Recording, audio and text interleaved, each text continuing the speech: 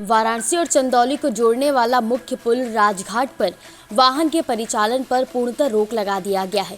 इस पुल पर drainage spout expansion के मरम्मत कार्य के चलने की वजह से मंगलवार की देर रात से ही वाहनों की आवाजाही थम गई है। वहीं पैदल लोगों को इस पुल के इस्तेमाल करने की अनुमति दी गई है। साथ ही छोटे वाहन रामनगर सामने घाट पुल और बड़े वाहन विश्व सुंदरी पुल से होकर गुजरेंगे। आपको बता दें कि राजघाट पुल का निर्माण अंग्रेजों द्वारा किया गया था। अंग्रेजों के शासन में बने इस पुल को 1.25 साल से भी ऊपर यानी कि 137 साल हो चुके हैं। हालांकि 2007 में इसका मरम्मत किया गया था, वहीं इसकी जर्जर होने की स्थिति को देखते हुए अब दोबारा इसका मरम्मत किया जा रहा है। 13 जनवरी तक यह कार्य चलेगा। रात में पुल के दोनों छोर पर सीमेंटेड बैरिकेडिंग कर दी गई है। इस पुल की लंबाई करीब 1048.5 मीटर बताई जा रही है। राजघाट पुल पर 2 पहिया समेत अन्य वाहनों की आवाजाही पड़ाव चौराहे से रामनगर मार्ग और रामनगर सामने घाट पुल और टिंगरा मोड़ बाईपास से होगी। ट्रैवलर बस, स्कूली बस, माल वाहकों की आवाजाही हाईवे से डाफी टोल प्लाजा, अखरी बाईपास और मोहन सराय के रास्ते से की जाएगी। हालांकि रामनगर सामने घाट पुल से सिर्फ छोटी कार, ऑटो, ई रिक्शा और 2 पहिया वाहनों की आवाजाही होगी। एडीसीपी यातायात अंशुमान मिश्रा ने इसे लेकर बताया कि रामनगर सामने घाट पुल से हल्के वाहन के रूप में 2 पहिया, 3 पहिया, छोटी कार, एम्बुलेंस और शव वाहनों की आवाजाही होगी।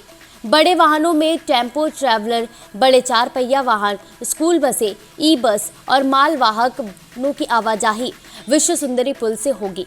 बीएचयू के ट्रामा सेंटर और लंका बीएचयू गेट चौराहे के पास अत्यधिक दबाव होने के कारण विश्व सुंदरी पुल और डाफी के बीच लौटोबीर पुलिया अंडरपास पर जर्सी बैरियर लगाकर छोटे वाहनों, एम्बुलेंस को बीएचयू के लिए भेजा जाएगा। वहीं रामनगर, लंका और कोतवाली सर्किल की ओर से राजघाट पुल समेत अन्य रूटों का मंगलवार को निरीक्षण किया गया।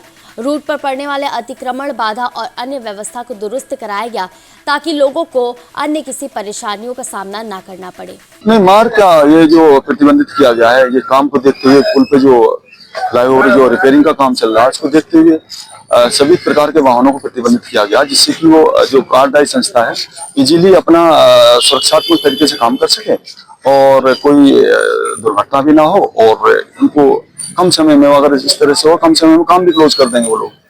यात्रियों को तो परेशानी हो रही होगी। देखिए, यात्री को परेशानी तो बिल्कुल हो ही रही है। जब आदमी प्रतिदिन किसी बाइक से, गाड़ी से आ रहा है और उसको अब पैदल आना पड़ेगा, परेशानी तो होगी।